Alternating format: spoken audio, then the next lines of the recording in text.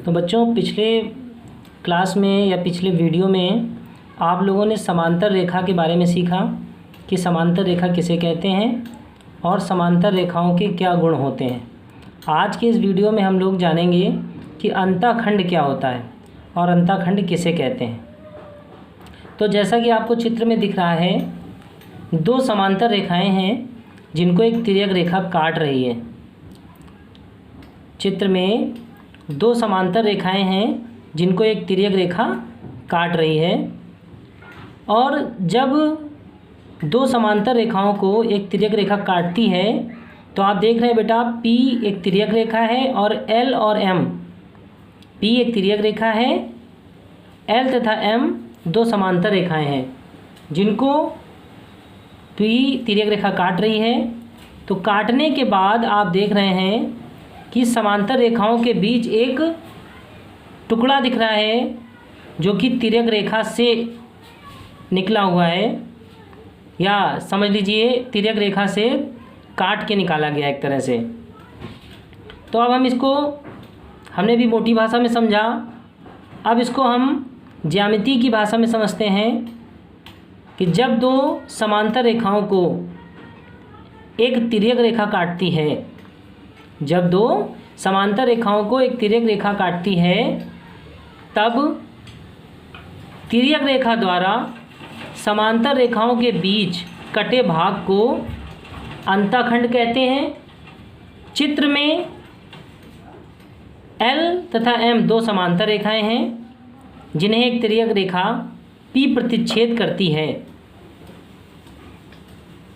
जब P ये रेखा प्रतिच्छेद करती है तो समांतर रेखाओं के बीच में जो ये आपको कटा हुआ भाग दिख रहा है जिसका नाम AB दिया गया है, ये AB ही अंतःखंड है।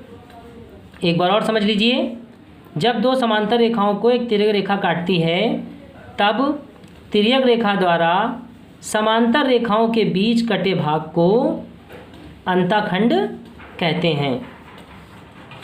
चित्र में L तथा M दो समांतर रेखाएं हैं जिन्हें एक तिर्यक रेखा P प्रतिच्छेद करती है, और AB एक अंतःखंड है।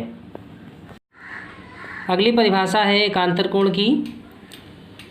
जब दो समांतर रेखाओं को एक तिर्यक रेखा काटती है, जब दो समांतर रेखाओं को एक तिर्यक रेखा काटती है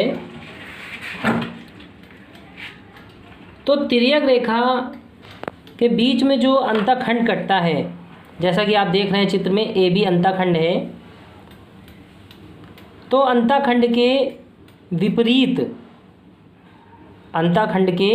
विपरीत ऊपर और नीचे के कोण एकांतर कोण कहलाते हैं। जैसा कि आप चित्र में देख रहे हैं कि जो ये आपका 3 है, ये आपका अंतःखंड है AB, और AB के विपरीत यानी इधर की तरफ और इधर की तरफ एक दूसरे के विपरीत ऊपर और नीचे के कोण, अर्थात 3 का विपरीत 8 और 4 का विपरीत 5, ये एक दूसरे के विपरीत हैं। तो एक दूसरे के विपरीत कोणों को हम एकांतर कोण कहते हैं, और ये दोनों जो जोड़े होते हैं एकांतर कोण के, ये आपस में समान होते हैं। तो परिभाषा आप कैसे लिखेंगे, समझ लीजिए कि जब दो समांतर रेखाओं को एक तिर्यक रेखा काटती है तब अंतःखंड के विपरीत ऊपर व नीचे के कोण एकांतर कोण कहलाते हैं। चित्र में L तथा M दो समांतर रेखाएं हैं तथा P एक तिर्यक रेखा है, तथा 5 व 4, 3 व 8 एकांतर कोण हैं, और एकांतर कोण आपस में समान होते हैं। अर्थात जितना मान 3 का होगा उतना 8 का, और जितना मान 5 का होगा उतना 4 का।